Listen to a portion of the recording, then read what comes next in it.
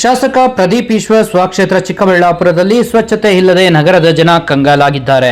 ಚಿಕ್ಕಬಳ್ಳಾಪುರ ನಗರಸಭೆ ವ್ಯಾಪ್ತಿಯ ward number 18ರಲ್ಲಿ ಚರಂಡಿಗಳೆಲ್ಲವೂ ಗಬ್ಬೆದ್ದು ನಾರುತ್ತಿದ್ದು ಸಾಂಕ್ರಾಮಿಕ ರೋಗಗಳು ಹರಡುವ ಭೀತಿಯಲ್ಲಿ ಅಲ್ಲಿನ ನಿವಾಸಿಗಳು ದಿನದೂಡುವಂತಹ ಪರಿಸ್ಥಿತಿ ಉಲ್ಬಣಗೊಂಡಿದೆ.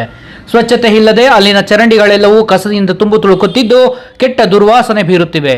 ಆದರೆ ಅಧಿಕಾರಿಗಳು ಮಾತ್ರ ಅತ್ತ ತಲೆ ಹಾಕದೇ ಇರುವುದು ಸಾರ್ವಜನಿಕರ ಆಕ್ರೋಶಕ್ಕೆ ಕಾರಣವಾಗಿದೆ.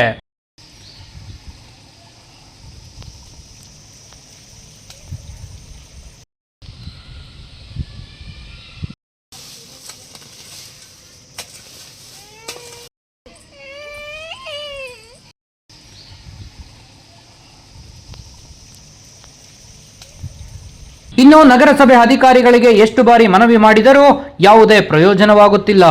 ಯಾವಾಗಲೂ ವರ್ಷಕ್ಕೊಮ್ಮೆ ಮಾತ್ರ ಬಂದು ಅಲ್ಪ ಸ್ವಲ್ಪ ಸ್ವಚ್ಛ ಮಾಡಿ ಹೋಗುತ್ತಾರೆ. ಆದರೆ ಕಂದಾಯ, ನೀರಿನ ಬಿಲ್ ಇತ್ಯಾದಿ ಶುಲ್ಕಗಳನ್ನು ಕಟ್ಟಿಸಿಕೊಳ್ಳೋಕೆ ಮಾತ್ರ ಸಮಯಕ್ಕೆ ಮುಂಚೆಯೇ ಬರುತ್ತಾರೆ. ಸ್ವಚ್ಛತೆ ವಿಚಾರದಲ್ಲಿ ಮಾತ್ರ ಯಾವುದೇ ಗಮನ ಹರಿಸುತ್ತಿಲ್ಲ.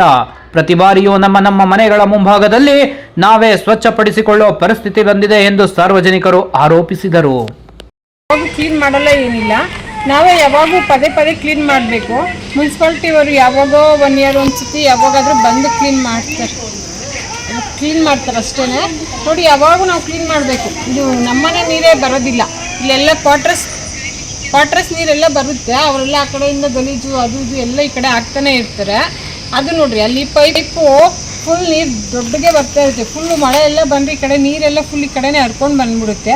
ಆಗಾಗ ಅವ್ರು ಕ್ಲೀನ್ ಮಾಡಿಕೊಟ್ರೆ ನಮಗೂ ಸ್ವಲ್ಪ ಅನುಕೂಲ ಆಗುತ್ತೆ.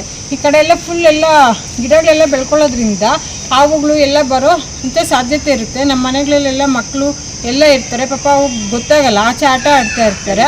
ಇದೆಲ್ಲ ಸ್ವಲ್ಪ ಕ್ಲೀನಾಗಿ ನೀಟಾಗಿ ಮಾಡಿದ್ರೆ ಸೊಳ್ಳೆಗಳಿಂದ ಕಾಯಿಲೆ ಎಲ್ಲ ಬರದೇ ಇರೋಂಗೆ ನಮ್ಗೆ ಅನುಕೂಲ ಆಗುತ್ತೆ.